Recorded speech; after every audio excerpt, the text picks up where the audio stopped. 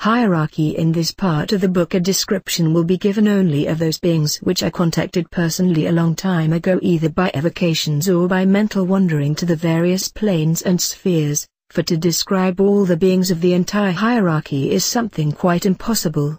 However, this does not mean that the magician is strictly bound to the hierarchic order given below and that he should only get into contact with the beings mentioned here. If he uses other sources giving information on certain beings, he should be able to gain control over such beings, too, and have his eventual wishes fulfilled. The magic literature has a lot of books dealing with different beings, their seals, etc., and the magician is free to use these too. I deliberately desist from writing about demons of any rank and sphere in order to prevent, from the beginning, any negative application. Nevertheless, due to his development up to now and due to the exact instructions here given, the magician will be able to evoke demons also and to get them under his control.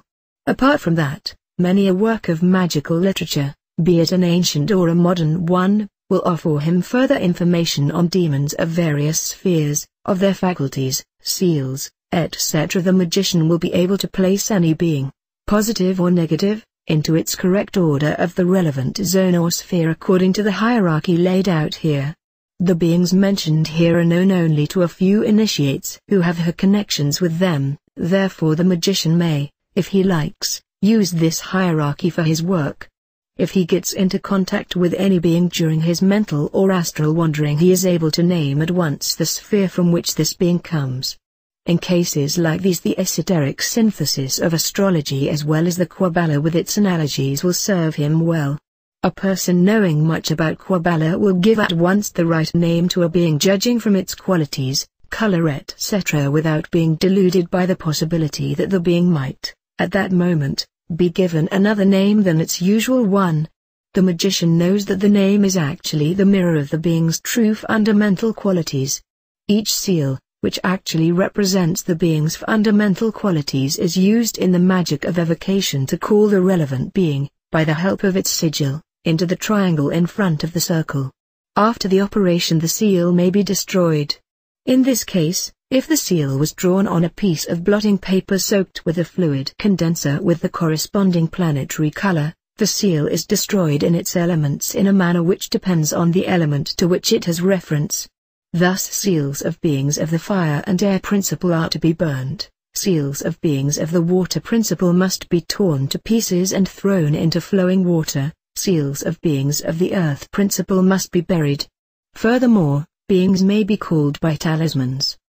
In such a case the relevant signs are to be engraved on apartment metal plates and should be placed in the triangle before the circle at the time of the first evocation or contact.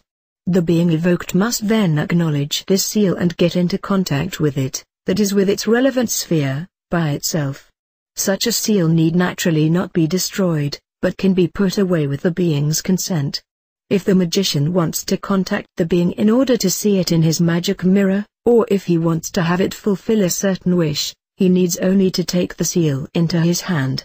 All details, of course, depend upon a mutual agreement with the being.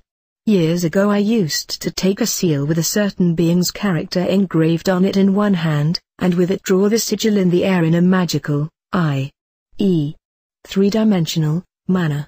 By doing this the sign was transposed directly into the Akasha principle. At once I was in contact with the being, as I wished it. This, of course, may only serve as an example, for a magician who wants to contact a certain being may make his individual arrangements. Should a magician want to keep up a constant connection with a certain sphere or being, he needs only to carry the seal with him all the time, either as an amulet, a ring, or anything similar.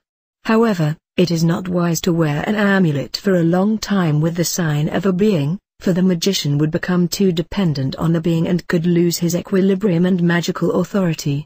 A well-trained magician is able to manufacture, at any time, his own seal, after having got the being under his control, and to engrave on it the character of that being in the form of the relevant sign, and he can then charge the seal himself, in the magical way, with the being's qualities, without having to contact the being for this purpose, i.e., without any preceding evocation.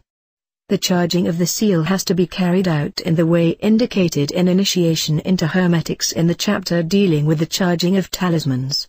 But it is important to know that the magician can only practice this if he is master over the being in question.